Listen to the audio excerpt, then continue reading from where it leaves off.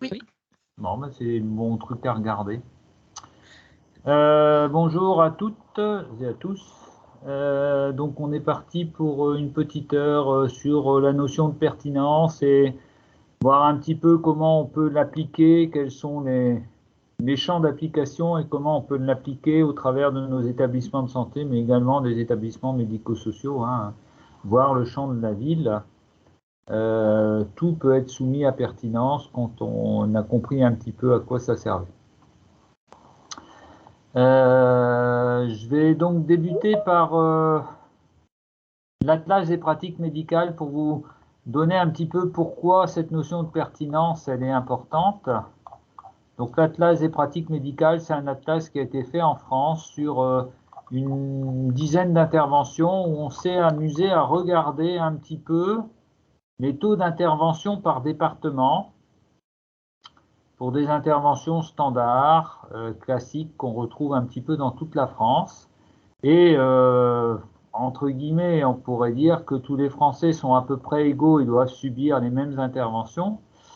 Et en fait, quand on regarde un petit peu les pratiques médicales, par exemple, on va commencer par la fracture de hanche, on se rend compte que pour 100 000 habitants, il y a des territoires où la fracture de hanche est plus importante que l'autre. Alors ça, en soi, bon, je pense pas qu'on casse des hanches pour les opérer, mais néanmoins, cette cartographie, elle veut dire des choses sur la pertinence de l'activité des chutes ou de la prédisposition dans certains territoires à l'ostéoporose. Bon, voilà. Ça, c'est pour les fractures de hanche, c'est ce qui est de moins marquant, mais on se rend compte, par exemple, qu'en Corse, que dans le Vaucluse, que dans le Haut-Rhin, on a un taux de fracture de hanche plus important que, par exemple, ici, dans des départements limitrophes de la grande couronne parisienne, ou ici, aux abords de la Loire ou de l'Indre-et-Loire. Ce qui est plus intéressant en soi, c'est de regarder un petit peu les amygdalectomies. Alors, les amygdalectomies, donc on enlève les amygdales, et en fait, là, on retrouve un taux de recours pour 100 000 habitants. Donc, c'est 100 000 habitants. C'est vrai que c'est pas sur la population jeune, mais en moyenne, entre guillemets, on retrouve un taux de recours à l'amygdalectomie qui est beaucoup plus important dans le Nord-Pas-de-Calais, et dans le Nord surtout, dans le Bas-Rhin cette fois-ci, dans le Pays Basque, Pyrénées-Atlantiques, éventuellement ici dans la Haute-Garonne, éventuellement ici dans le bassin d'Arcachon, alors que d'autres territoires, et notamment par exemple on pourrait prendre les Ardennes, la Lorraine, ne sont quand même pas des territoires qui sont très loin de la situation atmosphérique du nord de la France, on retrouve un taux d'amygdalectomie différent. Alors, quand on regarde un petit peu tout ça, qu'on va un petit peu plus loin et qu'on regarde un petit peu pourquoi il y a des variations des pratiques, ça interroge. Pareil pour les appendicectomies. Hein, les appendicectomies, on se rend compte qu'il y a des endroits où on les enlève plus facilement. Alors, dans le centre de la France, là, on pourrait effectivement dire, comme on a une couverture hospitalière qui est moins bonne, et encore en Lozère, on les enlève pas tant que ça, on pourrait encore comprendre que rapidement, pour éviter d'être embêté, un peu comme les navigateurs qui partent au long cours, on fait sauter les appendices dès qu'on a le moindre doute. Et que dans les régions où on peut les surveiller, bah, dans ce cas-là, on les fait sauter un peu moins. Bon, ça pourrait s'entendre, mais c'est pas vraiment toujours le cas dans la répartition. Ce qui est encore plus criant, on va y arriver, c'est le taux de césarienne. Hein, voilà. Le taux de recours aux césariennes en fonction des départements. Là, on est sur la même population, hein, des femmes jeunes. Alors certainement, il y a dans certaines régions un peu retirées, par exemple les Hautes-Alpes, par exemple effectivement là, la Lozère ou l'Ardèche, on peut s'attendre à ce que on ait des taux de césarienne un peu plus élevés, mais on comprend pas bien pourquoi dans la petite couronne parisienne on a des taux de césarienne très élevés, si ce n'est que pour des fois des césariennes un petit peu programmées pour des VIP. On a tous en tête une ancienne ministre de la Justice qui a bénéficié de ce traitement de faveur. Donc, quand on regarde un peu cet atlas hein, qui s'intéresse aux césariennes, aux amygdalectomies, aux appendicectomies, à l'obésité aussi. On sait que dans le nord, on opère beaucoup de l'obésité, alors que dans le sud, on opère beaucoup moins. Voilà, on se dit qu'il y a des différences, il y a des variations de recours à un type de chirurgie qui n'est pas forcément justifié par le type de population avec lequel on se trouve. Et donc, c'est de là que vient la notion de pertinence, c'est-à-dire est-ce qu'il est pertinent de faire un soin et quelles sont les conditions qui régissent un petit peu la pertinence de ce soin. Je vais changer mon écran pour revenir. Voilà, normalement, vous devez avoir cet écran du PowerPoint maintenant. Oui. Oui. Voilà. Oui, oui. Donc, voilà un petit peu l'introduction. D'habitude, l'atlas, je passe au milieu du topo. Là, j'ai choisi de le mettre au début pour situer un petit peu l'intérêt sur des actes chirurgicaux. Mais on va voir que la pertinence, ça peut s'intéresser à l'oxygénothérapie, ça peut s'intéresser à la prescription des antalgiques, soit en IV, soit en péros. Enfin, il y a plein de choses où on peut appliquer la pertinence. Pour arriver maintenant sur le début donc, du petit diaporama, je vous rappelle que nous sommes structure régionale d'appui, qu'on a 3 missions, d'aller analyser avec les établissements qui le souhaitent et on les y pousse les événements indésirables graves. Et dans ce cas-là, il faut cocher la petite case accompagnement. Et quand vous avez des événements dont vous savez que l'analyse va être complexe, n'hésitez pas. On est là aussi pour vous aider à la certification. Je pense que nombre d'entre vous ont bénéficié des webinaires qu'on a fait multiples et variés, même si c'est pas toujours simple de coller à ce que va demander l'équipe d'experts visiteurs en place. On en a vécu une expérience un peu difficile la semaine passée et c'est pas toujours simple d'être vraiment exactement dans la façon de penser de l'équipe d'experts visiteurs qui sera présent à ce moment-là, mais néanmoins on a essayé de faire un nombre de webinaires qui permettent d'éclaircir les différents critères qui sont demandés par le nouveau manuel. Hein. Et puis, on a comme mission, effectivement, de mettre en place ou cette culture de la pertinence des soins. Alors, bien entendu, cette formation est gratuite. Bon, les webinaires, c'est assez facile. Ça ne demande pas grand-chose. Alors, on va essayer de voir un petit peu ce que c'est que cette notion de pertinence, où ça s'applique et quel est son intérêt en santé, comment elle est organisée en France, parce qu'il y a une structuration. Hein. Il faut savoir que dans les ARS, il existe une instance qui est chargée d'organiser la pertinence en région, qui va cibler ces actions de pertinence, qui s'appelle l'IRAPS, on la verra. Hein. Et puis après, on va essayer de voir un petit peu quel est ce champ des actions de pertinence qu'on peut mettre en place un petit peu partout et comment un petit peu les mettre en place dans les établissements de santé. Vous verrez que ça ressemble étrangement à de l'évaluation des pratiques professionnelles. On est exactement dans le même mode de fonctionnement. Si vous avez des questions, n'hésitez pas, soit au fil de la présentation, soit à la fin de la présentation.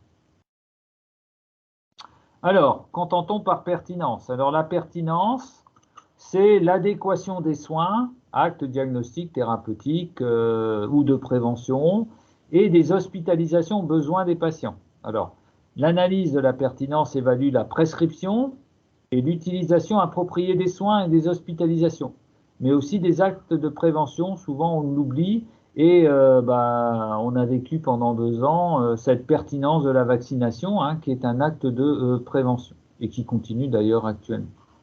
Améliorer la pertinence des soins et des hospitalisations permet de renforcer la qualité, la sécurité et l'efficience de la prise en charge des patients. Ça, c'est la source HAS, mais c'est quelque chose de vrai. Quand on commence à réfléchir si le soin, entre guillemets, pertinent, ça veut dire presque utile, c'est presque un synonyme. Hein. Si le soin est utile, vous renforcerez la qualité et la sécurité que si ce soin, entre guillemets, est soit inutile, soit non indispensable. Et dans ce cas-là, vous allez prendre un risque en faisant ce soin qui n'est pas forcément nécessaire pour le patient. Alors, il y a toute une histoire. On commence à parler de pertinence dans les années 86. au moment où, donc là on est en Californie, où on dit que finalement un soin, le bénéfice du soin doit être supérieur au risque et indépendant du coût. Alors ça s'est construit progressivement avec les progrès de la médecine. Il est évident que au départ, quand il fallait opérer, on opérait même trop tard. Donc là, bénéfice-risque, c'était totalement dérisoire de réfléchir comme ça quand on était sur un champ de bataille qu'il fallait amputer. Voilà, on amputait, point barre. Il n'y avait pas de discussion de bénéfice. On était dans une bénéficerie, soit il meurt, soit il est amputé. Voilà. L'amélioration des techniques médicales et chirurgicales font que maintenant on a des actes thérapeutiques, des actes de soins qu'on peut proposer, qui ne sont pas forcément indispensables à la minute, et donc qui justifient la réflexion sur l'intérêt de réaliser ce geste ou pas. Et donc dans les années 80, 86, on a vu arriver ça. En 93, on a rajouté effectivement le docteur, il doit faire la balance bénéfice-risque, mais le patient doit également participer et donner son avis. Hein, donc on voit que dans la pertinence, on voit entrer le contexte patient, qui est quand même relativement important.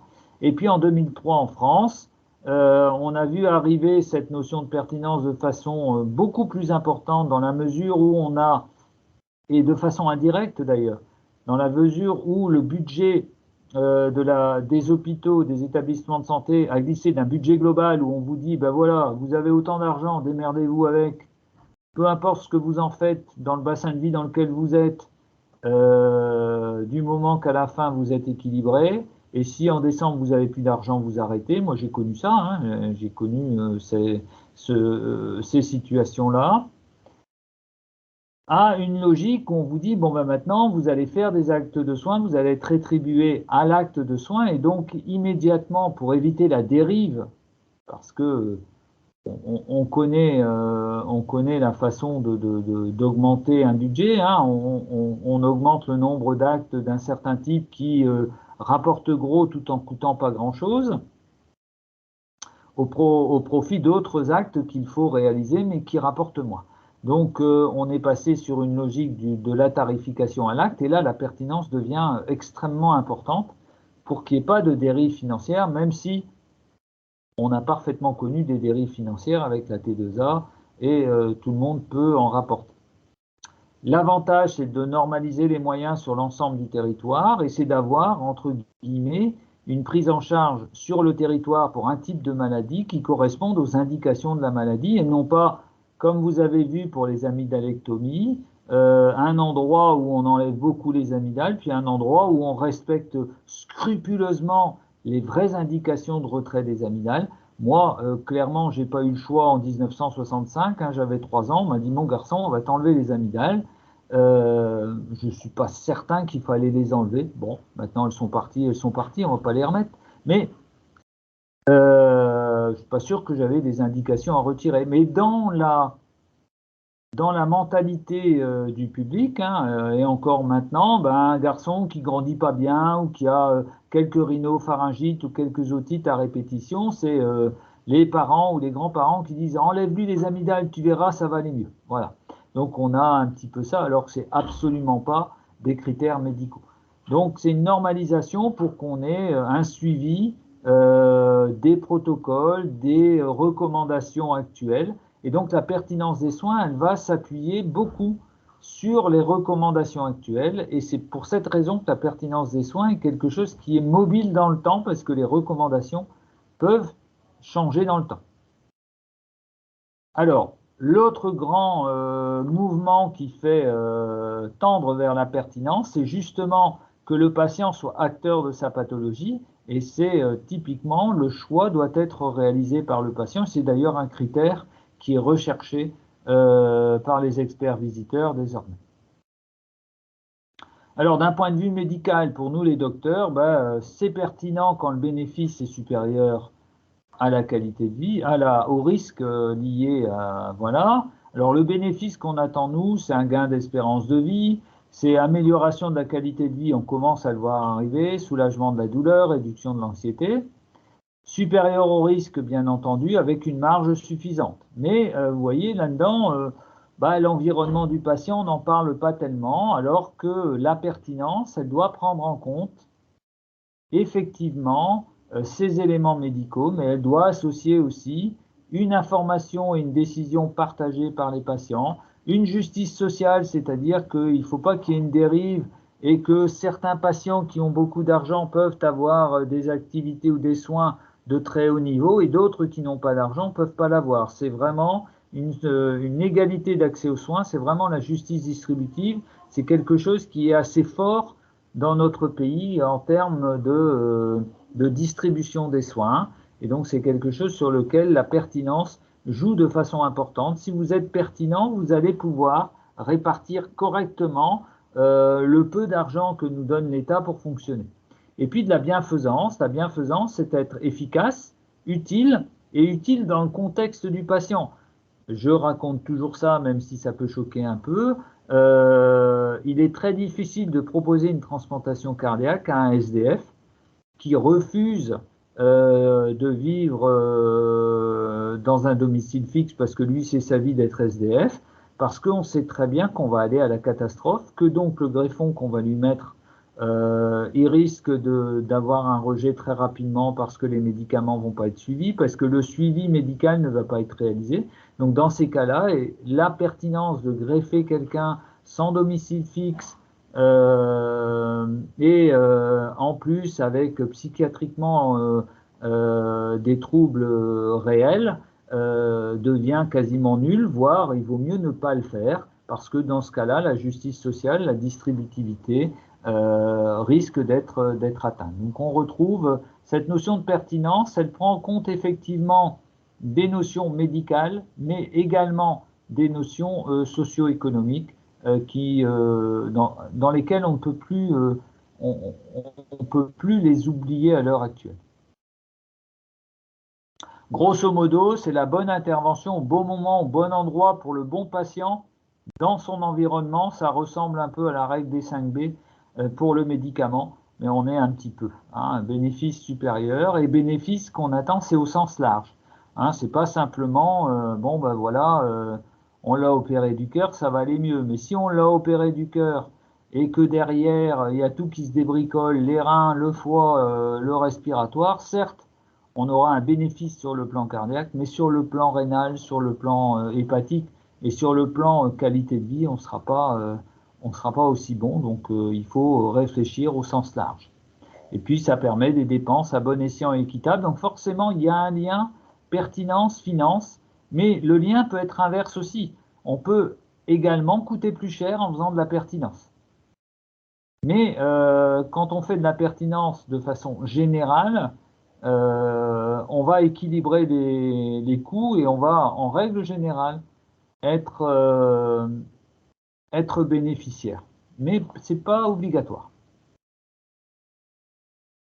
Comme je vous l'ai dit, comme la pertinence s'appuie énormément sur les recommandations à un instant T, un soin pertinent aujourd'hui peut ne plus l'être, un soin d'hier ne peut le plus l'être aujourd'hui, ce sont des choses. Et donc la pertinence, c'est quelque chose qui se révise, c'est une médecine sobre. On voit apparaître le mot sobriété qui sera probablement le mot de l'année 2022 dans une approche humaniste. Soigner mieux au meilleur coût, donc c'est René Mornex, un philosophe qui dit ça. Oui, effectivement, la pertinence, c'est un peu la sobriété, c'est réfléchir un petit peu, mais ça n'empêche pas de choisir des techniques qui peuvent être extrêmement chères si la notion de pertinence est bien réalisée. Alors le champ d'application, il est extrêmement vaste, parce que je vous ai certes mis l'atlas des actes thérapeutiques. C'est le plus facile à comprendre, c'est est-ce qu'il faut faire une coloscopie à tous les gens qui se promènent dans la rue, par exemple, pour les gastro-entérologues, certainement pas. Donc ça, c'est facile à comprendre, les actes thérapeutiques, les actes chirurgicaux. On peut aller au bout du bout d'un truc qui n'est pas forcément le soin, mais les actes de chirurgie plastique qui peuvent être très très discutables dans certaines occasions. Mais et vous l'avez certainement déjà entendu, la pertinence des prescriptions médicamenteuses. Hein, est-ce que tel médicament, et je vais reprendre l'exemple du paracétamol, c'est un vrai exemple de post-opératoire, hein, et les anesthésistes ont beaucoup progressé là-dessus. Pendant des années, on a dit il faut mettre du paracétamol aux malades qui sortent du bloc opératoire pour la douleur, pas de problème. Et donc nous, comme on a une voie veineuse, ben, le paracétamol, on le met en IV, sauf que les 90% des malades qui sont réveillés 1 heure après leur intervention peuvent prendre le paracétamol en péros.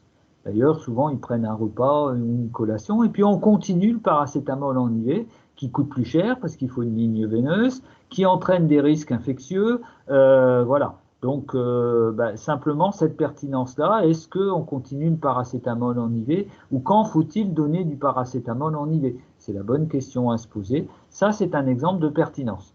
Les examens de biologie, c'est quelque chose aussi sur lequel les anesthésistes réanimateurs ont beaucoup travaillé. Vous savez que les anesthésistes, encore maintenant certains, quel que soit le type d'intervention, ils ont besoin leur numération formule, ils ont besoin leur groupe sanguin, ils ont besoin leur TCA, leur TP. Ça fait un petit peu partie des gris-gris avant l'intervention, alors que il y a des tas d'interventions chez qui on sait très bien qu'on ne va pas transfuser, donc le groupe sanguin, aucun intérêt. Chez qui on sait très bien que le saignement, rien qu'à l'interrogatoire, on va suffisamment avoir d'éléments pour pouvoir dire qu'il n'est pas besoin de faire un TP et un TCA, hein, et chez qui la numération formule, elle peut également se discuter très rapidement. Donc il y a depuis maintenant 10 ans en anesthésie, des actions qui sont faites, des EPP qui sont faites, et notamment par les médecins qui sont engagés dans l'accréditation, sur la bonne prescription des examens préopératoires pour les limiter et ne pas faire d'examens de façon exagérée, qui entre guillemets, viennent simplement encombrer les laboratoires de biologie, même s'ils sont très contents de gagner un peu d'argent sur ces examens de routine, qui leur coûtent pas très cher, mais qui n'ont pas d'intérêt in fine et qui n'apportent rien de plus pour la prise en charge du malade. La pertinence des actes, j'en ai parlé pour la coloscopie, les actes chirurgicaux. Est-ce que nous, on a souvent le dilemme en chirurgie cardiaque, hein, est-ce que ce patient qui est relativement avancé dans sa maladie, est-ce que ça a encore un intérêt de l'opérer ou pas? Des fois, on peut dire, non, finalement, il vivra peut-être tout aussi bien comme ça que de lui proposer une intervention dans laquelle on a une probabilité de complications extrêmement importante. La prévention des actes type vaccin, bon ça on en entend parler en long, en large et en travers, et il est très difficile d'être pertinent dans ce secteur-là, effectivement, parce qu'on manque de données relativement importantes pour s'y appuyer. Qu'à regarder la discussion sur la vaccination Covid, hein, certes, elle a joué certainement un rôle pour limiter le risque de patients présents en réanimation, mais le moins qu'on puisse dire, c'est qu'elle n'a absolument pas joué de rôle pour limiter la diffusion et les différentes vagues Covid qu'on aperçoit. Hein, ça, là-dessus, je pense que c'est quelque chose sur lequel il y a peu de contradictions, entre guillemets. Le vaccin ne prévient pas la diffusion du Covid. Elle limite certainement les formes graves, ça je pense que tout le monde est d'accord là-dessus. Mais voilà, donc faut-il continuer à vacciner tout le monde? Faut-il vacciner que les gens les plus à risque? Et qui est à risque d'ailleurs? Parce que c'est pas simple à définir non plus. Les actes diagnostiques, pareil, faut-il faire des PCR Covid à tout le monde? Je prends l'exemple du Covid, mais ça s'applique pour beaucoup de choses. Hein. Là, entre guillemets, on donnait une histoire actuelle. Hein. On a un patient qu'on doit mettre sur la liste de transplantation cardiaque et un docteur, par hasard, a demandé une PCR sur le cytomégalovirus. Chose qu'on fait jamais, jamais, jamais, jamais.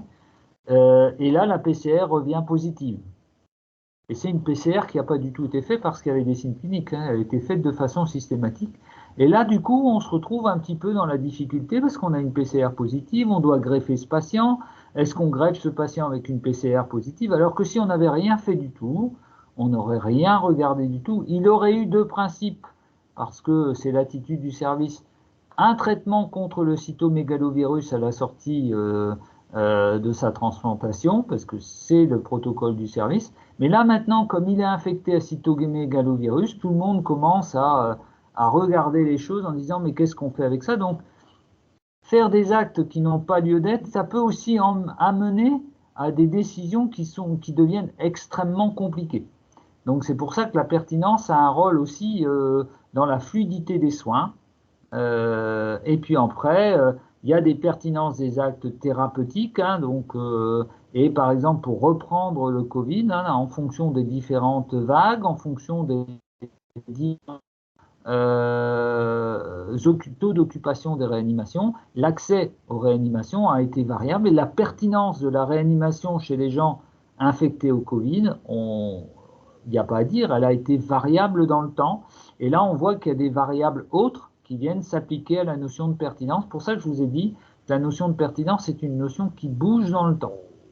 Ce qui est au final important, plus que la notion de pertinence elle-même, c'est la réflexion de l'adéquation entre le bénéfice-risque, le patient, son milieu dans lequel il vit et le milieu à l'instant T dans lequel on vit pour prendre la meilleure des décisions. Grosso modo, la pertinence, c'est un petit peu la résultante de ces 5 éléments-là qui, à un instant T, et ce qui fait que quand on relit 2 ans, 3 ans après, il faut se remettre dans les conditions de réflexion de l'instant T. Et c'est ça qui est relativement difficile en disant, tiens, voilà, pourquoi ils ont pris cette décision si on n'a pas tout le contexte, si cette décision était peut-être pertinente à l'instant T, avec l'analyse 2 ans après, elle est plus pertinente, mais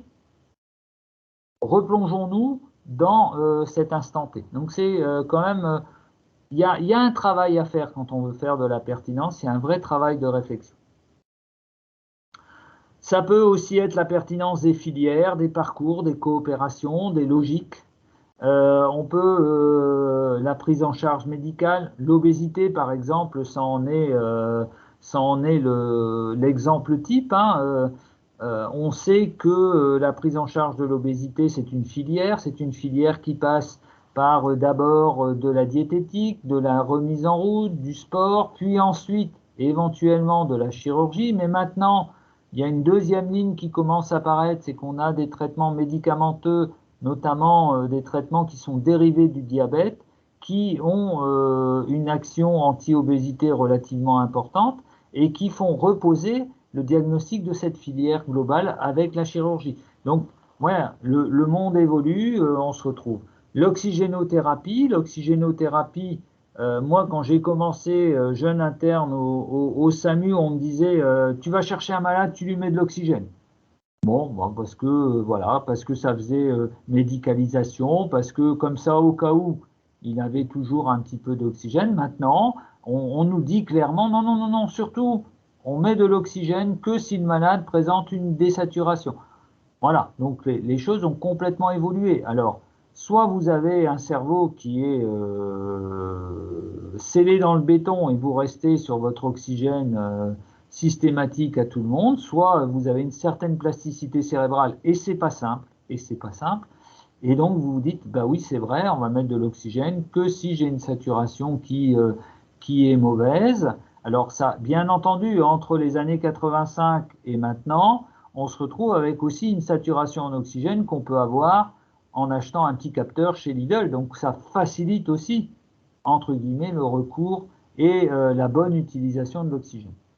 Et puis, bah, vous savez, si vous travaillez dans des établissements de santé, que la pertinence des prestations, et notamment on va parler des transports, c'est quelque chose qui est extrêmement regardé par la sécurité sociale.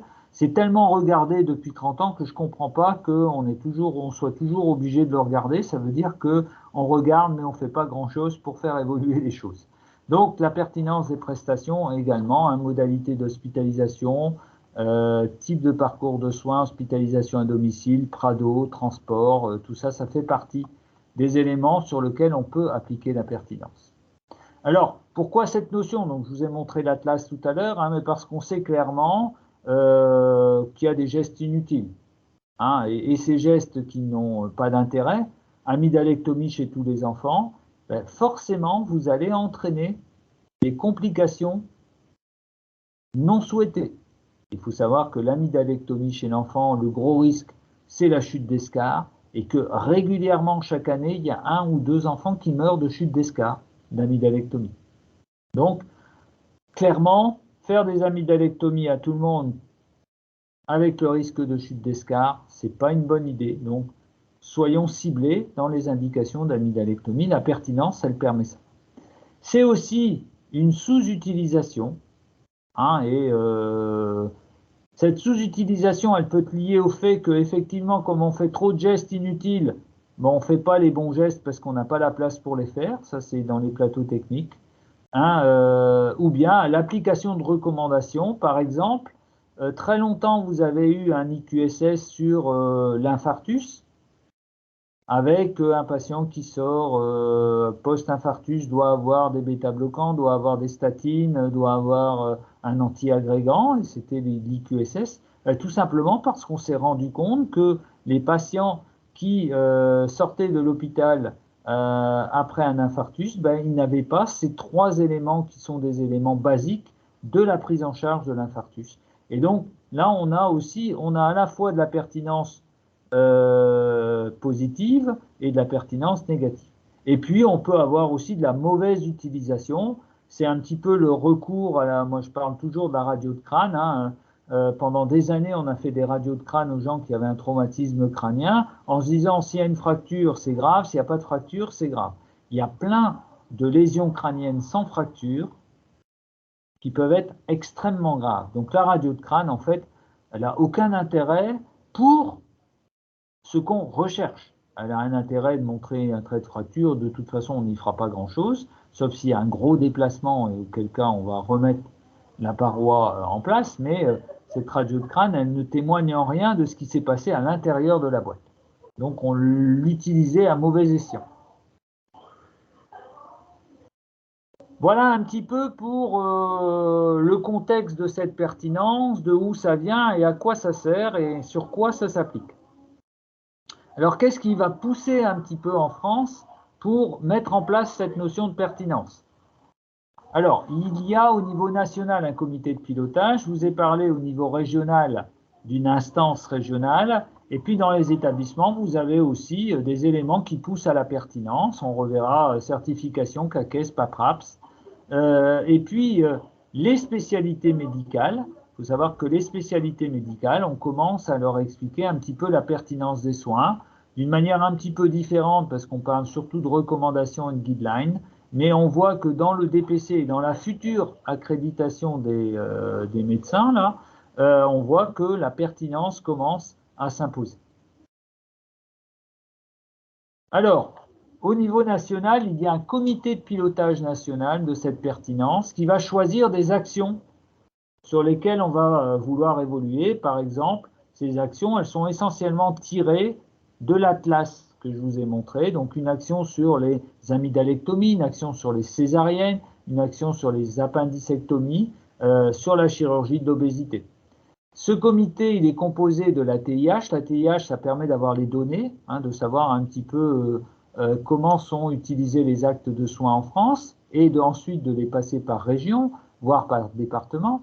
L'HAS, ben, l'HAS, c'est quand même la société savante qui va donner les bonnes pratiques, hein, et les outils, les recommandations. La Caisse nationale d'assurance maladie, c'est celle qui va payer, donc il est normal que le payeur soit aussi là pour dire « je préfère qu'on fasse des actions de pertinence là-dessus parce que ça me coûte très cher ». Et puis il y a un groupe technique national, hein, de politiciens, de gens un petit peu en dehors de ces 3 sociétés, de façon à guider un petit peu la démarche et éventuellement de promouvoir la démarche en région. L'atlas, je vous l'ai montré, donc je passe très vite, hein, voilà. Les interventions qui ont été sélectionnées comme sensibles à l'offre de soins, c'est-à-dire celles qui vont, entre guillemets, chez qui la pertinence va déraper le plus vite, on les a vues, hein. Bon, la chirurgie de fracture de hanche, j'ai du doute et je ne comprends pas bien pourquoi elle se trouve là, mais les amygdales, clairement, c'est sûr. L'appendicectomie, c'est sûr aussi, hein, en fonction des endroits, en fonction de la jeunesse du chirurgien, l'appendice saute plus facilement que quand le chirurgien est jeune, que quand le chirurgien est âgé. La césarienne, clairement, c'est un gros sujet de pertinence. Et maintenant, de plus en plus, les obstétriciens font extrêmement attention à leur taux de césarienne. On voit même des fois dans certaines maternités le sens inverse. On a tellement peur d'avoir un taux élevé que on essaye de tout faire par voie basse, ce qui peut aussi amener à des catastrophes. Donc c'est pour ça que il faut faire très attention quand on pilote ces chiffres à dire attention, si vous débordez et que vous pouvez le justifier, il n'y a aucun problème. La chirurgie bariatrique, la prostate, effectivement, il y a probablement trop d'ablation de la prostate, trop d'ablation de la thyroïde, trop de syndrome du canal carpien. Donc tout ça sont des éléments qui sont pilotés au niveau national et répercutés en région. La chirurgie des varices également. Donc ces recommandations, elles sont en lien avec l'HAS et des thématiques prioritaires, ça c'est ce que je viens de vous expliquer. En région, une fois que le national a imposé un petit peu ses lignes directives en région, il y a un plan triennal, donc là on en est déjà au 3e plan triennal, hein, on est en 2022, puisque là on est allé en 2020, on est 2020 à 2023. Et en région, ce qui avait été choisi notamment dans la région Nord-Pas-de-Calais, puis ensuite dans la région Hauts-de-France, c'était le virage ambulatoire. Et certains d'entre vous, probablement dans les établissements de santé, ont dû certainement justifier certaines pratiques qui n'étaient pas ambulatoires alors qu'elles auraient dû l'être. Donc ça a fait partie des grosses discussions. Maintenant, je pense que le virage ambulatoire a été pris un petit peu partout, les gens se sont habitués. On en est maintenant au virage de réhabilitation rapide après chirurgie, hein, ce qu'on appelle la RAC. Donc voilà, tout ça, c'est la pertinence des soins qui pousse derrière pour obtenir la meilleure prise en charge des malades et surtout éviter aux malades des choses qui n'ont pas besoin. Une hospitalisation pour rien proposer aux malades, ça n'a pas de sens. Donc autant les renvoyer chez eux. Moi, j'ai connu une époque où on gardait les malades après une chirurgie pendant 5 ou 6 jours et on faisait que leur serrer la main le matin et leur dire au revoir le soir. Donc, c'est pas autant les mettre chez eux dans ce cas-là si on n'a aucun plus apporté par l'hôpital. En revanche, ce qu'il faut faire très attention, c'est pas aller dans l'inverse, c'est-à-dire mettre dehors tout le monde parce que tout le monde est sur le même pied. Et bien savoir distinguer ceux chez qui, justement, il ne faut pas mettre en place ce système-là. Et donc la pertinence, elle devient aussi de réfléchir à ce qui est pertinent de ne pas faire, justement, le parcours prévu pour la majeure partie des gens. Et ça, c'est vrai en ambulatoire, c'est vrai en chirurgie réhabilitation rapide. Il y a des personnes chez qui vous ne pourrez pas le faire. Il y a des gens chez qui vous ne pourrez pas aller en ambulatoire parce qu'ils vivent seuls, parce qu'ils habitent au 8e étage, parce qu'ils n'ont pas forcément de téléphone, parce qu'ils n'ont personne qui pourront rester le soir auprès d'eux. Et donc, dans ce cas-là, il faut savoir dire, non, chez ce patient-là, je ne peux pas faire d'ambulatoire. Voilà. Donc, ça va dans les deux sens. Hein. Être pertinent, c'est être pertinent pour que les gens suivent une filière, et c'est être pertinent pour savoir dire, attention, la filière qu'on propose là n'est pas la bonne pour ce patient-là.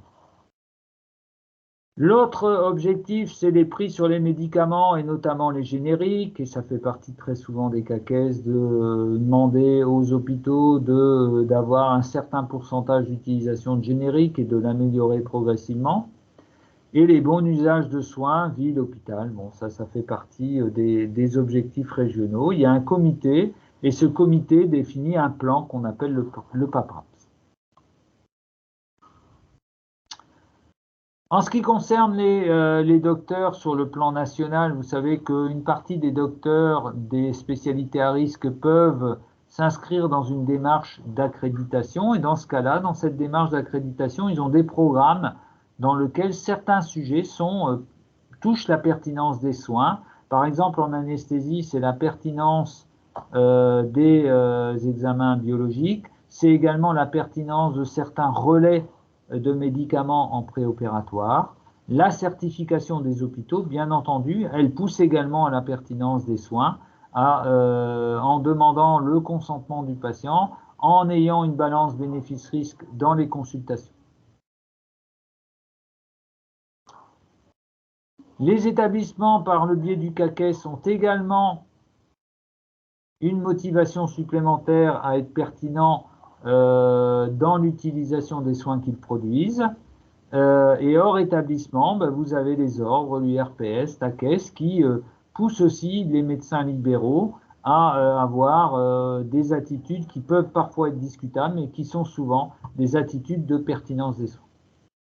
Et à chaque fois que vous faites de la culture qualité-sécurité des soins, vous allez mettre en place le socle pour développer de la pertinence. Vous n'allez pas faire de la pertinence, mais la culture qualité-sécurité des soins est un indispensable pour pouvoir mettre en place de la pertinence. La certification, on va aller assez vite, le patient. Si on prend le patient est informé et son implication est recherchée, donc typiquement dans la définition de la pertinence. Les aidants sont associés un peu moins, mais les conditions de vie, le lien social sont pris en compte. Ça aussi, c'est la pertinence dans le sens global, à la fois pour le patient lui-même et pour son environnement. Les critères impératifs, on retrouve cette information, participation et consentement. C'est quelque chose qui est relativement important. On retrouve aussi d'autres notions de pertinence, les bonnes pratiques de l'antibioprophylaxie, la pertinence aussi, à qui on fait une antibioprophylaxie et comment on la fait. Donc ça c'est pareil, pertinence de l'isolement et de la contention, sont des choses qui sont des notions de pertinence qu'on retrouve dans les critères impératifs de la certification.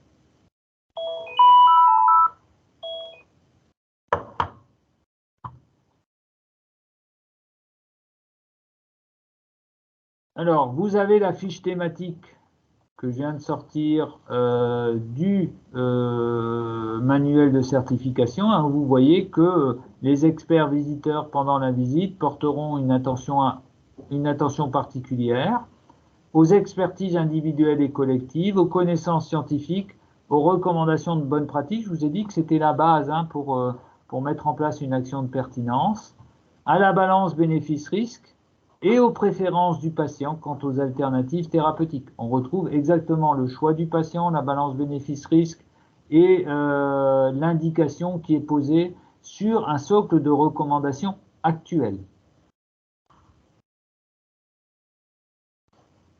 Et l'équipe aussi également est capable d'apprendre de l'analyse de ses pratiques et de ses résultats cliniques. Donc ça peut être des revues de pertinence, des revues de concertation pluridisciplinaire. Il faut savoir que les RCP, typiquement, ils vont rechercher la pertinence du meilleur soin. La revue de pertinence, c'est tout simplement, on va se poser un moment et on va regarder si telle pratique, entre guillemets, on retrouve une pertinence et une application de cette pertinence aux patients auxquels on la propose. Les indicateurs, il y a certains indicateurs qui permettent de dire, oui, là on est pertinent, là on ne l'est pas. Voilà.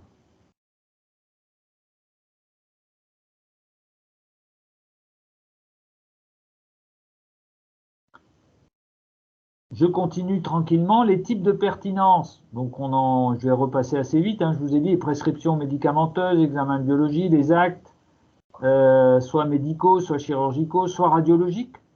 La pertinence de réaliser un scanner plutôt qu'une échographie. Ça, c'est quelque chose auquel les docteurs ont du mal parce que le docteur, lui, dans sa tour d'ivoire, dit « moi, je veux un scanner ». Et il va voir le radiologue qui lui dit « non, non, mais je vais d'abord faire une échographie ». « Non, non, mais moi, je veux un scanner ». Donc, voilà, il y a l'impertinence de l'acte. Il vaut peut-être mieux faire d'abord une échographie. Si l'échographie n'est pas concluante, on passe au scanner. Voilà. Ça a un intérêt dans tous les sens du terme. L'échographie, elle est plus facile à faire. Elle est moins dangereuse parce qu'il n'y a pas d'irradiation, il n'y a pas d'injection de produits de contraste. Donc forcément, il y a un risque nettement moindre pour le patient. Et puis, elle n'empêche pas derrière, si nécessaire, de réaliser un scanner. Ça peut être des actes diagnostiques, ça peut être des actes interventionnels. Et la pertinence des prestations, j'en ai parlé, notamment au niveau des transports. Un type de pertinence qui est quand même bien regardé par la certification, c'est la transfusion. Il faut savoir que la transfusion, maintenant, les règles de pertinence sont très bien définies, hein. On demande l'indication, le niveau d'hémoglobine ou le motif de la transfusion. On demande également le type de produit, ça faisait très longtemps qu'on demandait ça, la qualification du produit transfusionnel. On demande aussi de définir la durée de perfusion et le mode de traçabilité. Donc on a la transfusion, elle correspond typiquement à une action de pertinence complète et on peut très bien faire une revue de pertinence des transfusions dans son établissement. Hein, ça c'est quelque chose qui peut être très intéressant. On prend tous les malades transfusés, on regarde pourquoi ils ont été transfusés. D'abord si on trouve le motif de transfusion, premier point, et si ce motif de transfusion, entre guillemets, correspond aux recommandations ou pas. S'il ne correspond pas aux recommandations, est-ce qu'on trouve une motivation pour lesquelles on est passé au-dessus des recommandations ou pas?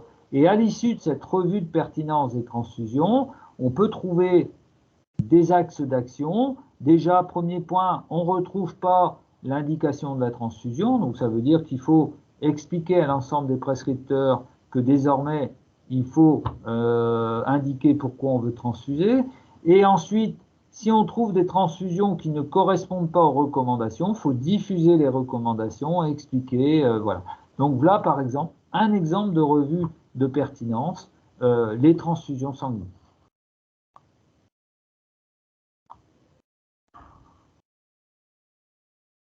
La pertinence de prise en charge médicale ou chirurgicale, donc là, il y a clairement des règles hein, qui ont été établies par l'HAS. Hein, la balance bénéfice-risque, la probabilité pour l'intervention d'arriver au résultat attendu par rapport à d'autres traitements. Hein, et donc, par exemple, il peut y avoir des discussions. Hein, moi, je le vois clairement depuis 12 ans maintenant avec l'arrivée des techniques interventionnelles en cardiologie.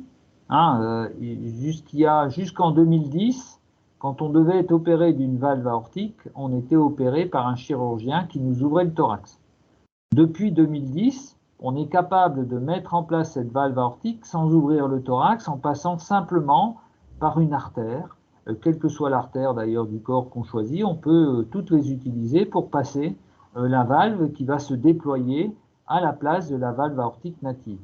Et donc là, on voit depuis maintenant 3-4 ans réellement un vrai débat sur quelle est la pertinence d'une chirurgie valvulaire aortique isolée, quelle est la pertinence de mettre une valve percutanée. Et donc il y a un vrai travail qui correspond à cette probabilité pour l'intervention à aboutir au résultat attendu. Alors ça peut être le résultat immédiat. Il est évident que entre la chirurgie et les techniques percutanées, les résultats immédiats sont à la limite presque meilleurs pour la chirurgie percutanée puisqu'il n'y a pas d'agression du malade. Et en revanche, quand on regarde maintenant qu'on a un recul d'environ une quinzaine d'années sur ces techniques, on se rend compte qu'au final, les résultats au long cours sont moins bons pour les techniques percutanées.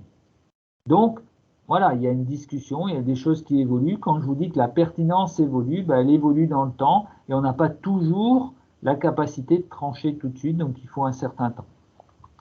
La qualité de l'intervention de santé au regard des standards, la prise en compte des préférences des patients, ça c'est quand même relativement important, mais cette préférence, elle doit être associée à une information appropriée. C'est pas toujours facile, c'est des fois simple, c'est des fois compliqué. Donc il faut prendre du temps, donc ça demande à ce que les docteurs expliquent correctement les propositions thérapeutiques, y compris les propositions thérapeutiques qui ne leur plaisent pas. Et c'est pas simple à un chirurgien de dire bah écoutez, je pense que il vaut mieux que vous ayez une technique percutanée qui sera faite par le cardiologue interventionnel. Il y a un peu d'amour-propre, il y a un peu tout ça qui rentre en jeu, donc c'est compliqué. Et le contexte social, culturel, donc on retrouve exactement tous les champs de la pertinence. Les parcours de soins, les modalités d'hospitalisation, bah, tout ça, là aussi, est-ce qu'il est pertinent de faire rentrer tous les malades à 7 heures du matin alors que certains vont être opérés à 15 heures? Voilà, c'est une vraie réflexion. Alors c'est vrai que cette réflexion au départ, elle n'y était pas. Il y a une dizaine d'années, c'était comme ça. Maintenant, on voit que l'ensemble des établissements ont compris la réflexion, font arriver les patients de façon étagée. Il reste encore quelques praticiens qui exigent que tous les malades soient là à la consultation à 8 heures le matin, même si certains vont passer à 13 heures le midi. Mais c'est devenu de plus en plus rare. Donc on a encore certains praticiens qui exigent d'avoir 2 malades à la même heure, de façon à ne pas perdre, au cas où il y en a un qui n'est pas là. Bon voilà. Mais on voit que ces notions de pertinence, elles ont évolué et maintenant on fait de la pertinence sans s'en rendre compte sur certains points.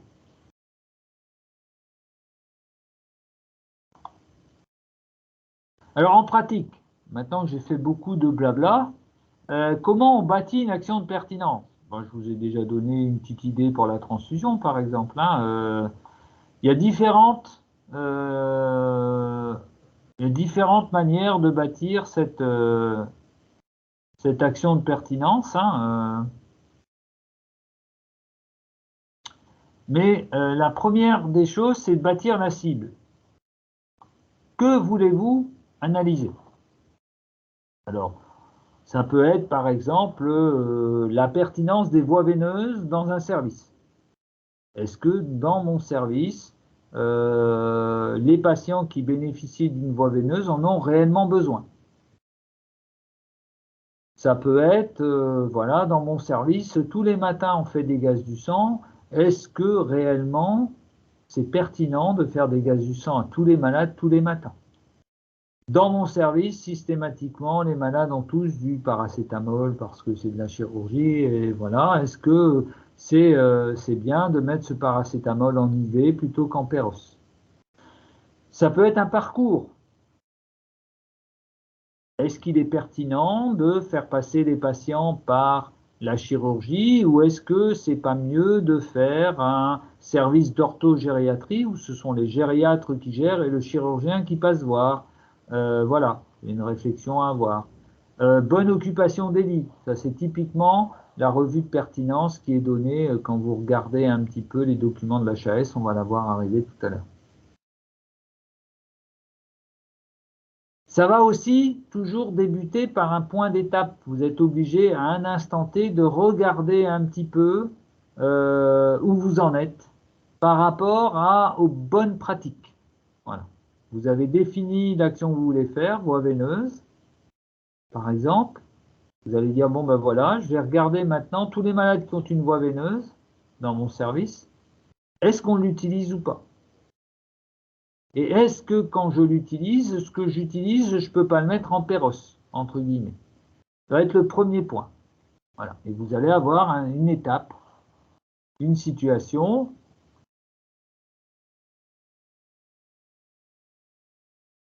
Avec cette évaluation de départ, vous allez regarder l'écart par rapport aux normes, vous allez diffuser les normes à l'ensemble des acteurs, les convaincre, prendre du temps pour expliquer, parce que ça prend du temps, rédiger l'action, voilà là où on veut aller, et puis vous allez mettre en place un indicateur qui va probablement être le même que votre évaluation de départ. Grosso modo, vous êtes dans l'évaluation des pratiques professionnelles et la pertinence, c'est tout simplement de l'évaluation des pratiques professionnelles. En faisant des évaluations de la pratique professionnelle, vous faites de la pertinence des soins. Vous avez une recommandation, un objectif, une façon de faire qui est, entre guillemets, normée un petit peu partout, et vous l'adaptez à votre service en regardant là où vous êtes placé, et vous mettez en place des actions pour y revenir.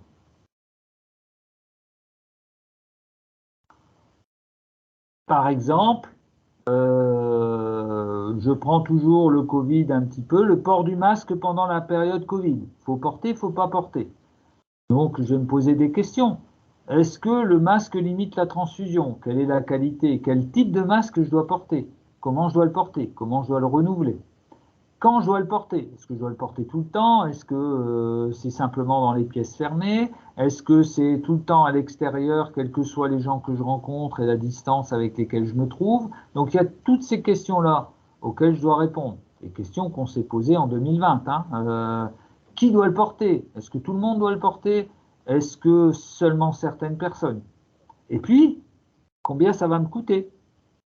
Quels sont les moyens dont je dispose? Parce que c'est bien beau de mettre en place une action de pertinence.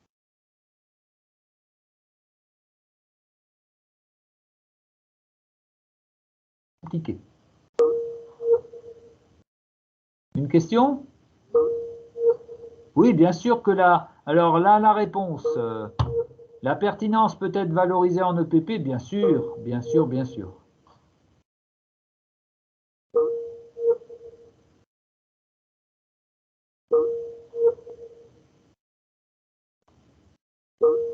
Et alors, vous savez comme moi qu'en 2020, ce port du masque, il a énormément évolué avec le temps, et c'est là où il faut faire attention de se baser sur des choses scientifiques. Et si on prend la pertinence du port du masque entre mars 2020 et juillet 2020, on n'était absolument pas sur des recommandations scientifiques. Donc il faut faire attention aux fausses recommandations quand vous voulez mettre en place de la pertinence. Donc vraiment bien s'appuyer sur des choses qui sont réelles, factuelles, qui reposent sur des choses évidentes, pas sur la dernière publication. Ça c'est clair que la dernière publication, c'est pas le bon, c'est pas la bonne chose.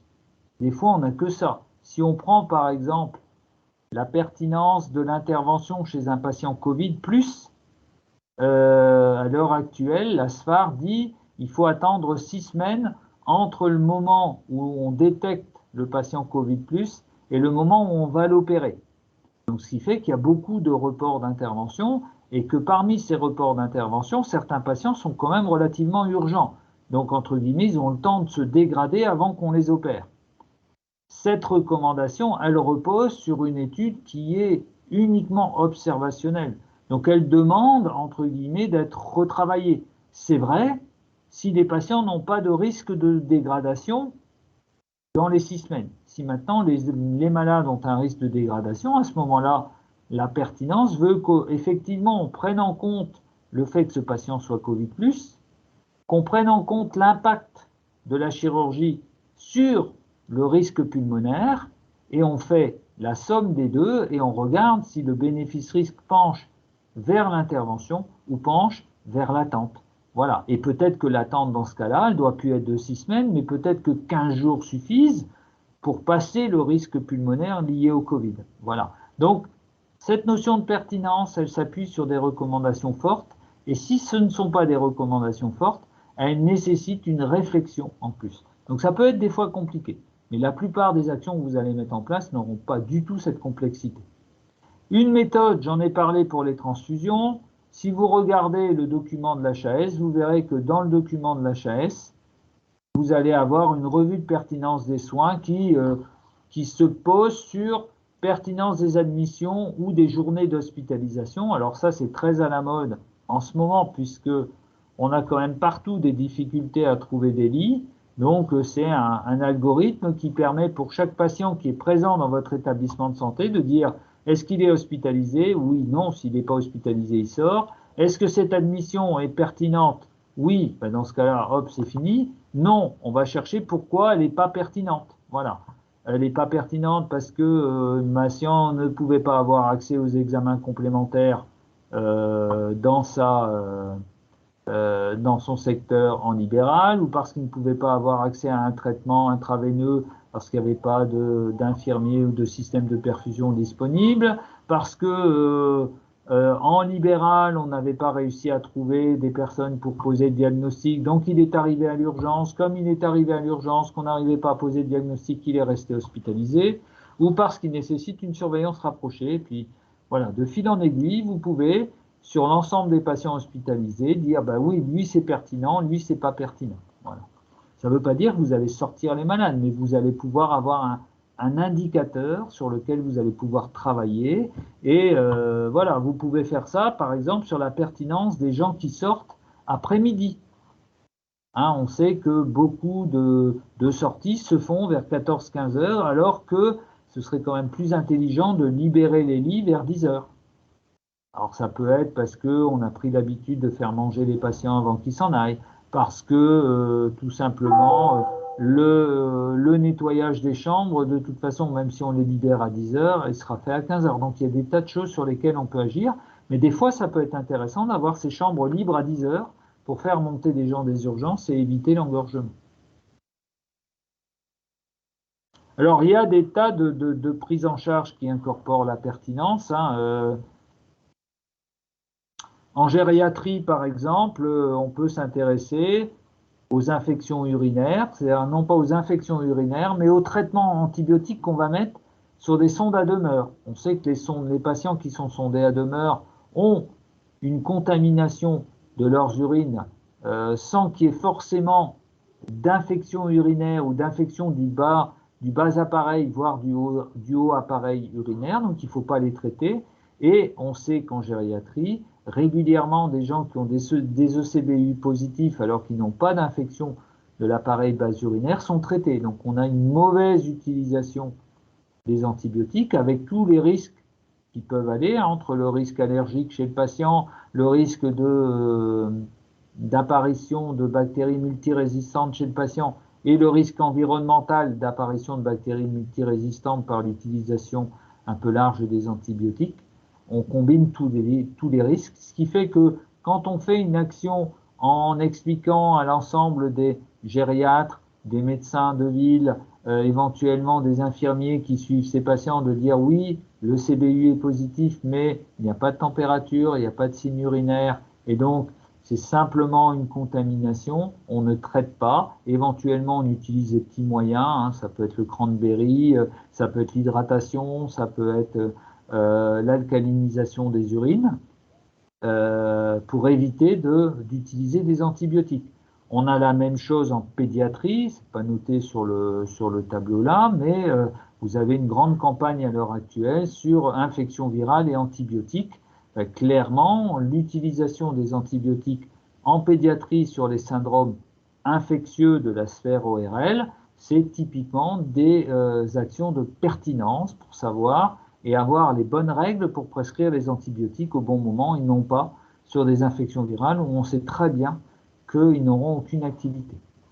La pertinence des bilans préopératoires, j'en ai parlé, mais également la pertinence de l'antibioprophylaxie au bloc opératoire. Et il faut savoir que c'est un critère prioritaire de la certification. Et cette antibioprophylaxie, elle doit être choisie, être la bonne, à la bonne dose et au bon moment. C'est les trois critères majeurs qui valident ce critère. Et très souvent dans les services, on a beaucoup de difficultés à être au bon moment parce que c'est entre 30 et 60 minutes avant l'incision et c'est vraiment pas simple à organiser dans un plateau technique opératoire.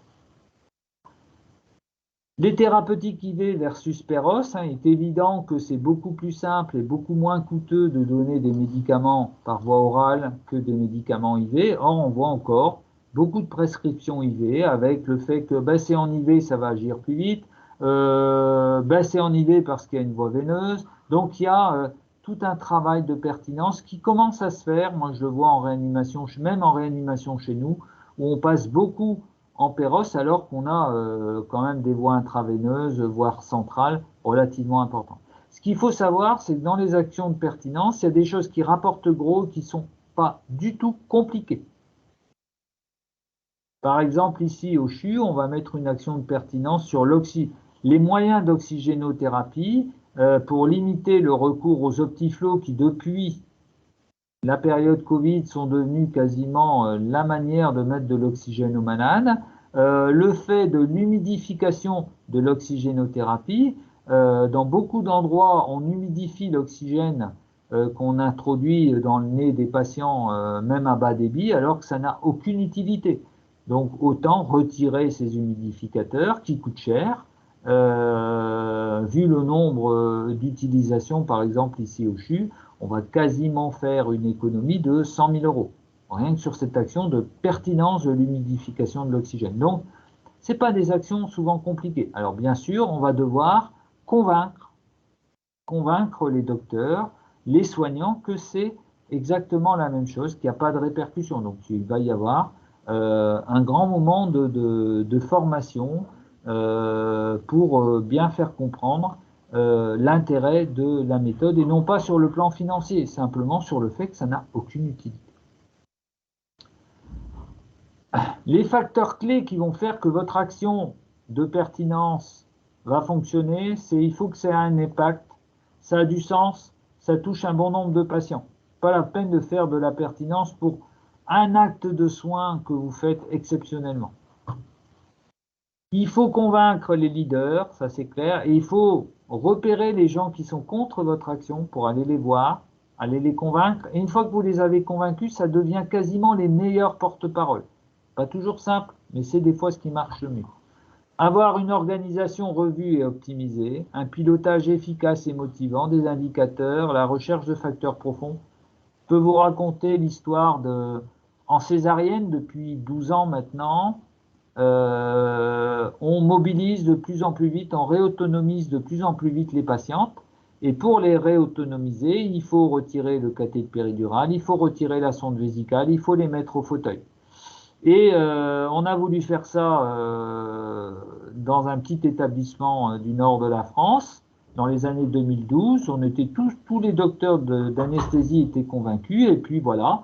Donc à la fin de la césarienne, on prescrivait fauteuil, retrait de la sonde vésicale, retrait du cathéter péridural, tout ça, mais jamais, et c'est là où c'est important d'avoir un discours, d'avoir une formation, de faire comprendre aux gens, jamais on est monté à l'étage pendant 3-4 mois pour expliquer aux sages-femmes des étages l'intérêt de faire ça. Et puis au bout de 3-4 mois, on est passé, on a regardé, on a fait « Oh ben finalement, les césariennes, on n'enlève toujours pas la sonde vésicale. » En fait, c'était pas de la faute aux sages-femmes, hein, c'était tout simplement qu'on n'était pas venu leur expliquer le pourquoi du comment. Donc là aussi, cette action de pertinence, il faut convaincre les leaders, mais il faut aussi convaincre, et c'est des fois beaucoup plus facile, les soignants qui vont être acteurs de cette action de pertinence. Après, vous avez des possibilités d'être aidé, hein, parce que si vous voulez faire des actions de pertinence sur la prise en charge de la douleur ou des traitements antidouleurs, vous avez ECLUD. Sur la pertinence des nutritions entérales, parentérales, vous avez Plan. Sur la pertinence des antibiotiques, des antibioprophylaxies, d'antibiothérapie, vous avez le CLIN. Vous avez le Comedins qui peut aussi vous aider. Éventuellement, dans le Comedins, vous avez la commission du matériel. Donc tout ça sont aussi des éléments qui peuvent vous aider. Enfin, quand vous avez fait des actions de pertinence, ben, il faut les communiquer. Mais il faut savoir les communiquer pour qu'il n'y ait pas de mauvaise interprétation, pour pas qu'on ait un biais très rapide par les soignants, quels qu'ils soient, sur « oh, ben, de toute façon, c'était pour faire des économies d'argent ». Et communiquer sur les économies réalisées, c'est utile des fois, mais ça vient toujours de façon secondaire. Et puis, bon, c'est pas la peine de le crier sur les toits, c'est intéressant de diffuser dans le service, dans le pôle, éventuellement dans l'établissement de santé. C'est pas forcément intéressant de le diffuser de façon publique. L'enjeu majeur de la pertinence, c'est de mobiliser à bon escient des incitations financières pour se rapprocher d'une pertinence sans nuire à la qualité des soins. C'est-à-dire qu'il ne faut pas prendre la pertinence pour faire des coupes sombres dans l'économie. Ça, c'est pas bien. Je vous ai dit, hein, il y a des actions de pertinence qui peuvent coûter plus cher. C'est comme ça. Mais très souvent, le bénéfice va être supérieur au coût. Et ensuite, un des éléments qui manque dans notre rétribution financière, qu'on commence à voir arriver avec les IFAX, avec tout ça, c'est la qualité des soins et surtout la notion de pertinence. C'est quelque chose qui est un petit peu la prime. Par exemple, s'il y avait vraiment des bons indicateurs sur les transports et l'utilisation des transports, on pourrait très bien avoir une prime pour les établissements qui font un gros effort sur la meilleure pertinence de transport de leurs patients, par exemple. Alors bien entendu, c'est des fois compliqué parce que certains centres peuvent être très défavorisés et donc avoir des gens ou être mal desservis par les systèmes de transport en commun et donc se retrouver avec forcément des transports ambulanciers ou taxis relativement importants. Donc ça doit être pris en compte et c'est ce qui fait la difficulté d'une rétribution financière sur les résultats. Mais souvent, ça peut apparaître dans les contrats de pôle, dans les contrats avec les ARS. Voilà, j'en ai fini avec ce webinaire. Alors, est-ce qu'il y a des questions? On a eu une question au tout début, mais en fait, tu as répondu tout au long du webinaire par rapport à pertinence et EPP. J'ai une question, bonjour, c'est Madame Moura. Je voudrais savoir si RSQR propose des grilles d'évaluation de pertinence prête à l'emploi, si je peux dire comme ça, ou si vous voulez vraiment les construire lui-même, qu'est-ce que vous pensez? Alors, de mémoire, il n'y a pas de grille. Par exemple, on pourrait très bien faire rapidement une grille sur la transfusion, si ça intéresse. Ça, c'est pas très compliqué. Il y a beaucoup de grilles qui ressemblent un petit peu aux audits que vous faites en réalité, hein. On est un petit peu dans ce même cadre-là. Donc, non, on n'a pas de grille bâtie, mais c'est pas une mauvaise idée quelque part, c'est vrai. C'est vrai que sur la transfusion, c'est la seule qu'on a faite. Bah oui, elle est très facile à faire en fait, hein. Ouais. Mais on pourrait très bien prévoir une grille, par exemple, médicaments IV, médicaments Péros. Vous avez une idée Sélectionner de un sujet nombre de... particulier qui vous tracasserait, Madame Moura?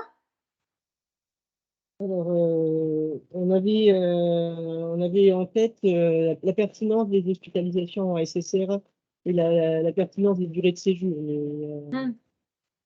Mais c'est pas évident à construire la grille, quoi. C'est vrai qu'on ne sait pas de quoi partir. Mais de mémoire, je crois qu'on l'a, Oui, on sachant en que ça, avait une en ça SSR. va être entre les données DIM et votre organisation. SSR, hospitalisation l'a. SSR, ça doit exister. Oui, on en a une. Durée de séjour, là, c'est un petit peu plus difficile. Mais la grille, elle ne doit pas être très compliquée à mettre en place parce qu'en fait, faudrait partir de la durée de séjour prévue initialement. Parce qu'il y a, voilà, c'est le début, de savoir ou d'avoir les critères de sortie définis quand un patient sort de SSR, et à un instant T, de regarder ceux qui ont les critères définis de sortie de SSR et ceux qui sont malgré tout encore là. Une évaluation de dossier par rapport aux critères. Voilà. Et là, du coup, votre recommandation, c'est la durée de séjour initiale qui est préconisée. Oui, après, ça peut être la durée de séjour déjà de l'établissement de santé, savoir l'établissement de santé peut avoir une durée de séjour moyen. Il peut avoir une durée de séjour la plus courte, une durée de séjour la plus longue. Après, c'est à lui de se calibrer sur quelle durée, entre guillemets, et ça, c'est ça qui fait que la pertinence, elle se pose sur certaines choses, mais je ne suis pas sûr qu'il y ait des durées de séjour, entre guillemets, imposées nationales de SSR. Ça dépend du type de patient qu'on prend en charge, ça dépend de beaucoup de choses. Mais je pense qu'il est beaucoup plus pertinent de faire une grille de voilà, mes patients peuvent sortir de chez moi à partir du moment où ils sont comme ça. Et à un instant T, de dire, bon ben voilà, j'ai autant de patients qui sont comme ça, ceux-là, ils ont une sortie de prévue dans un jour, dans 2 jours, donc ok, ils rentrent dans le schéma, et puis j'en ai 3-4 qui ont tous les critères de sortie qui ne sortent pas. Pourquoi sortent-ils pas?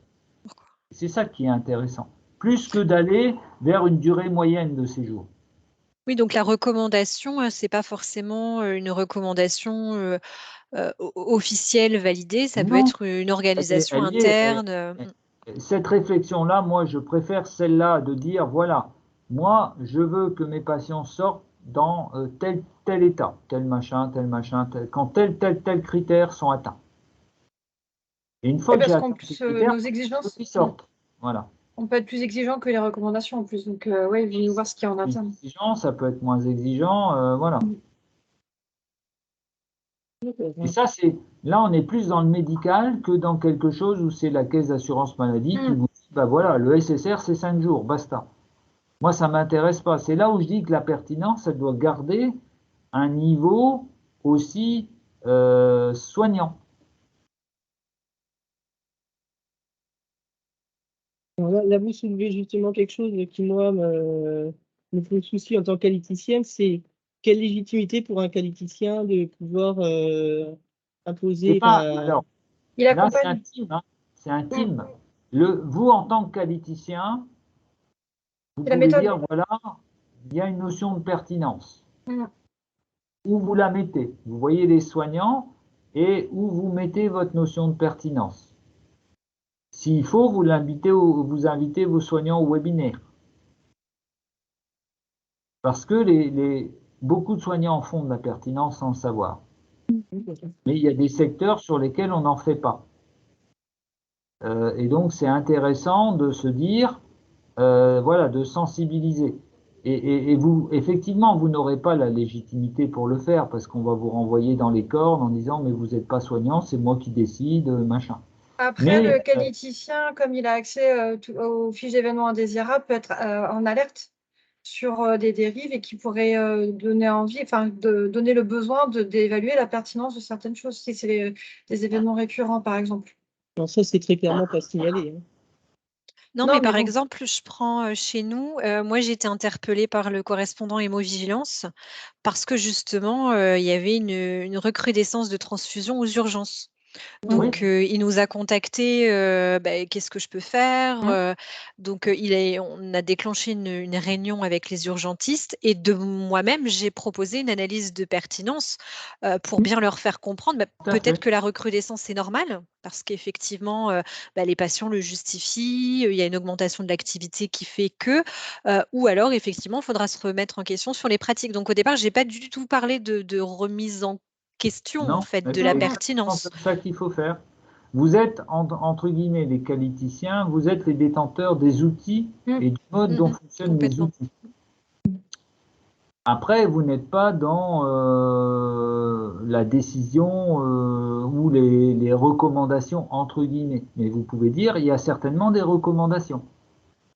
Voilà, donc charge après ensemble de retrouver les recommandations, de faire de la comparaison avec d'autres établissements, éventuellement de faire un SOS RSQR sur certains points en disant voilà, tiens, on cherche des recos sur ce truc-là.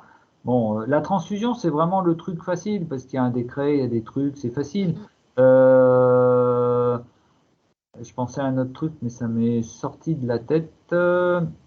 Il y a d'autres éléments où c'est assez facile et puis il y a d'autres secteurs où c'est plus compliqué.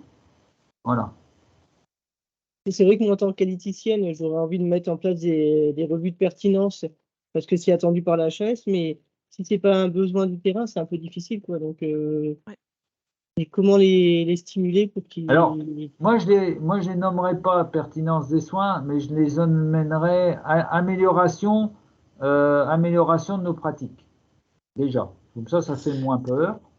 Revue de pertinence, moi, j'aime pas ce terme-là parce que on met tout là-dedans et voilà. C'est amélioration de nos pratiques, déjà. Et puis en disant, tiens, ce serait bien qu'on travaille là-dessus. Voilà. Après, sauf sur tomber sur des experts visiteurs un peu nunuches, mais si vous dites, voilà, on a fait ce travail-là d'amélioration de nos pratiques, ça correspond à de la pertinence. Si ça correspond à de la pertinence, l'expert visiteur va dire c'est de la pertinence, basta, et vous aurez fait de la revue de pertinence, c'est pas un souci. Voilà. Et ça évite d'utiliser cette espèce de revue de la pertinence qui, bon, c'est revue de ce qu'on fait, donc c'est toujours, ah bah vous allez critiquer ce qu'on a fait. Non, non, on va essayer d'améliorer nos pratiques. Pour les améliorer, on a besoin de regarder ce qu'on fait. C'est normal, voilà. Et on va les comparer un petit peu, voilà ce qui est donné. Mais il faut là que effectivement vos soignants viennent avec vous en disant mais bah c'est vrai la transfusion, je reprends toujours ça, mais parce que c'est simple, hein, la transfusion maintenant les seuils transfusionnels ont bougé, donc voilà où on en est. Peut-être que chez nous il faut qu'on s'améliore là-dessus, voilà. Je pense qu'on a fait un audit là, parce que c'est vrai que vous parlez d'évolution des règles. Au niveau de la dénutrition, la HAS a publié pas mal de recours. On a fait un audit sur la dénutrition, donc finalement, nous, on évalue si on est conforme à notre procédure, mais c'est quand même de la pertinence si on veut bien. Tout à fait. Ben, c'est surtout, vous évaluez la dénutrition. Donc, vous avez fait le premier travail, c'est-à-dire que vous savez où votre population se situe en termes de dénutrition.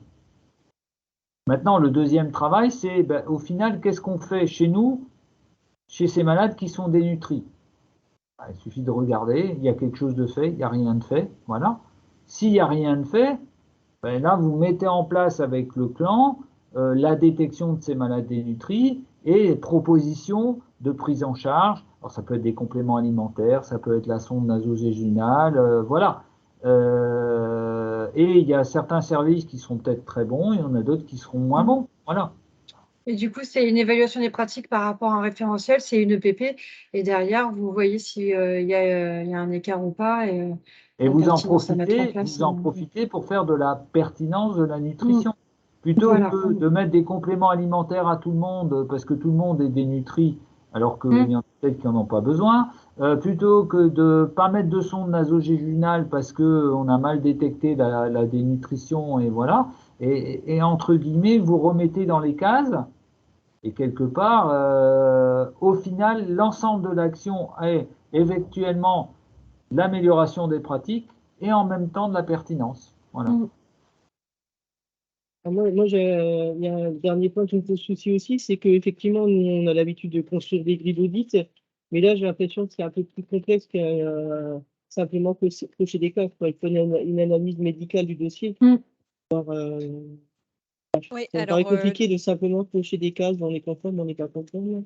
Ah oui, non, il faut entraîner les soignants, ce qui est difficile à l'heure actuelle, compte tenu du contexte et de tout ce qu'on veut. Mais c'est vraiment, faut réussir à entraîner les soignants, donc faut réussir à les appâter, voilà.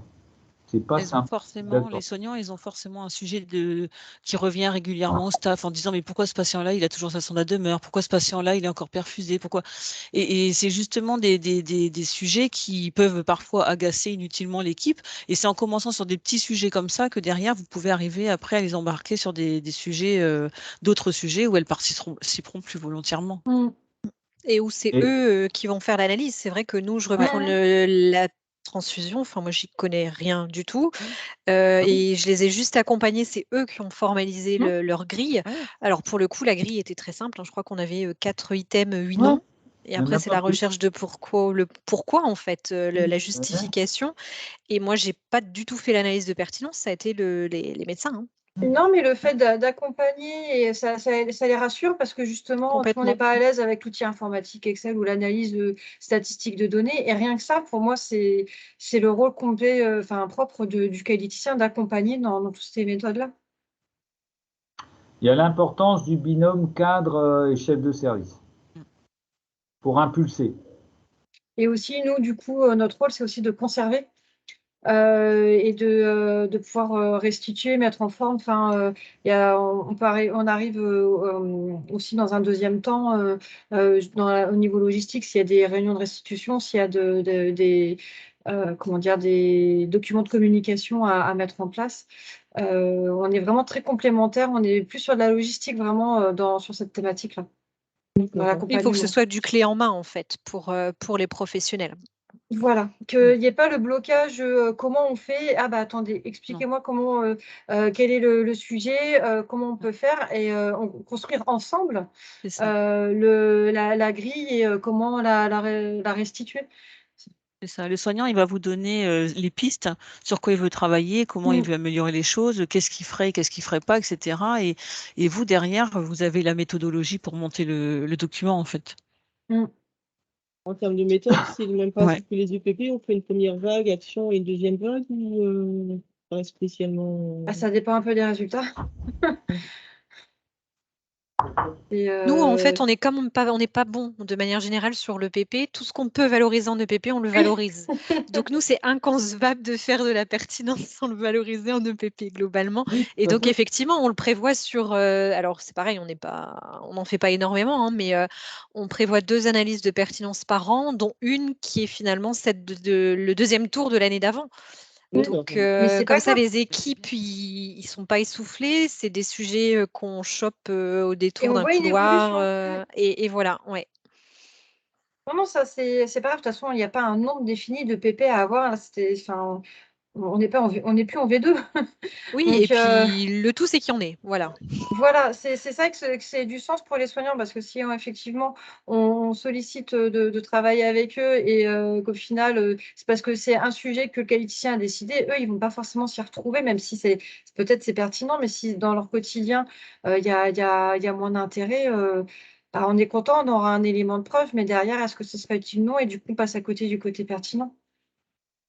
Et pour répondre justement à la question de madame, nous, ce qu'on a mis en place, c'est, bah, des rencontres, très régulières avec les services, vraiment, chaque service, et on discute. Voilà, il y a pas forcément, et en fait, on récupère énormément d'informations, et moi, pas plus tard qu'hier, bah, une dame qui me dit: «Bah, moi, je suis, pour l'ambulatoire parce qu'on l'a mis en place récemment, mais est-ce que c'est pertinent?» Hop, ça tilt dans la tête, et là, on va mettre en place une analyse de pertinence sur l'ambulatoire. Alors je ne sais pas encore comment, voilà, c'est des choses qui doivent être travaillées, mais on chope vraiment des sujets. À aucun moment on impose une analyse de pertinence ou on donne un sujet. On attend que ça vienne. Alors, bah, peut-être qu'il y a une année, on n'en aura pas parce qu'on n'aura pas eu d'informations, mais voilà, en fait, on essaye de récupérer tout ce qu'on peut utiliser en pertinence. Madame Sautier, je peux me permettre, vous avez quoi comme fonction? Vous êtes qualiticienne ou pas du tout? Oui, oui, oui, sur un établissement dans le Pas-de-Calais. D'accord. Donc c'est à la rencontre des équipes que vous attrapez les sujets, effectivement, et que du coup, Oui. vous les guidez. D'accord. Et moi, Voilà, et quand en fait, ça fonctionne pour tout, hein, pour toutes mais nos oui. évaluations, parce qu'on s'est rendu compte que nous, on avait on faisait un programme annuel d'évaluation, on avait beaucoup de mal à mobiliser les gens, on avait beaucoup de mal à trouver des évaluateurs aussi, hein, parce qu'on ne pouvait pas tout faire, et à l'approche de la certification, on a commencé à rencontrer les pôles, et en fait, on s'est rendu compte qu'il y avait énormément de choses qui étaient faites, mais pour lesquelles on n'avait pas connaissance et qu'on ne valorisait pas. Et donc maintenant, voilà, c'est une table ronde, vraiment, il y a pas de cadre, et puis, bah, on écoute les problématiques qu'ils rencontrent, ce qu'ils ont envie de mettre en place, et tout ce qu'on peut «détourner» entre guillemets, on l'utilise, et c'est comme ça que, on Oui, pas arrive besoin à de faire, réinventer. voilà, de la C'est tout à fait pertinence ça, qu'on hein, c'est n'avait vrai jamais que fait, des audits que, on n'arrivait jamais à faire, et puis là, maintenant, effectivement, il y a une problématique, et quelque chose qui chagrine tout un service, du coup, il y a une infirmière qui est moteur qui va faire l'évaluation, et enfin, en tout cas, c'est beaucoup plus facile, hein, je trouve, depuis 1 an chez nous qu'on a mis, voilà, on a mis ces rencontres en place. Faites à quelle fréquence ces rencontres? Alors, au moment de la certification, on les voyait tous les 15 jours. Et là, on a pris le parti de les voir, je crois, c'est bimestriel. Donc c'est pas très régulier, et en fait, on a, autour de la table, vraiment tous les services d'un même pôle, ce qui permet l'échange, et parfois, d'une idée de PP dans un service, on se retrouve avec, monter une PP sur l'ensemble d'un pôle. Donc ça, c'est assez bénéfique pour tout le monde, et notre rôle à nous, en tant qu'ingénieurs, qualité, a complètement changé, puisqu'on est vraiment là dans l'accompagnement et dans la valorisation. Enfin, j'aurais tendance à dire, on ne fait plus rien, on ne fait que se pencher et ramasser, en fait, ce qui se passe sur le terrain. non, mais c'est vrai que ce que vous dites, moi en tant que cadre, enfin, je travaillais plein de choses avec mes équipes et je ne comprenais pas forcément que c'était de la qualité jusqu'au jour où j'ai intégré l'équipe qualité et que j'ai commencé à travailler sur la gestion des risques, etc. Et là, je me suis dit, mais en fait, on fait tellement de choses sur le terrain qu'on ne remonte pas à la qualité, en fait. Complètement. C'est tout à fait ce que vous dites. On est Alors, soignant, on ouais. ne se rend pas compte, en fait. Alors j'aime bien votre discours, hein, mais c'est vrai que il faut que la qualité descende dans les services. Ah, c'est pas facile pour vous, hein, parce que bon, les services, c'est des milieux un peu clos, mais effectivement, avec des passages fréquents, en disant aux soignants, ben, vous faites l'audit avec moi, vous les accompagnez, avec le rendu des audits directement dans le service, en prenant un petit temps, et non pas par la cadre, c'est pas que je veux chanter les cadres, mais en disant à la cadre, non, non, mais on va le faire avec les équipes, plutôt parce que le problème à l'heure actuelle, c'est que les rendus, c'est les rendus au bureau de pôle, ou les rendus, c'est à la cadre, et après on dit à la cadre de passer à son équipe. Et je pense que ça, c'est pas bien.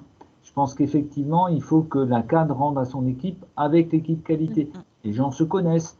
il y a ah ben on connaît, on sait, ah ben tiens là on sait, puis régulièrement elle passe. Puis petit à petit, vous qui rentrez dans les services, vous commencez à vous intéresser aux services, vous voyez des trucs, vous mettez des explications sur des trucs qui vous semblent bizarres au départ, et petit à petit les choses se font comme ça, et je pense que c'est le meilleur des moyens. C'est pour ça que j'ai parlé du binôme cadre-chef de service également, parce que si le cadre se retrouve tout seul et que le chef de service, il s'en tape complètement ou il ne tient pas son équipe de docteurs, vous allez peut-être avoir un docteur qui aura envie de faire l'action de pertinence et tous les autres qui ne vont pas faire. Donc c'est sûr que ça va aller à l'échec.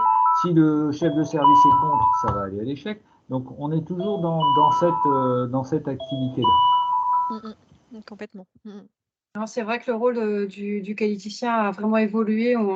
Il évolue avec la certification aussi en plus. Hein. Oui, Et là, ça va dans le sens vraiment sur le terrain et donc d'accompagner vraiment sur les méthodes sur le terrain et pas. Ça vient voilà, tout vient enfin beaucoup de choses viennent d'en bas maintenant. Donc à nous d'aller dessus sur le terrain justement pour accompagner. Oui. Voilà. Bon, je vais devoir vous laisser parce que vous avez compris que mon téléphone commence à sonner.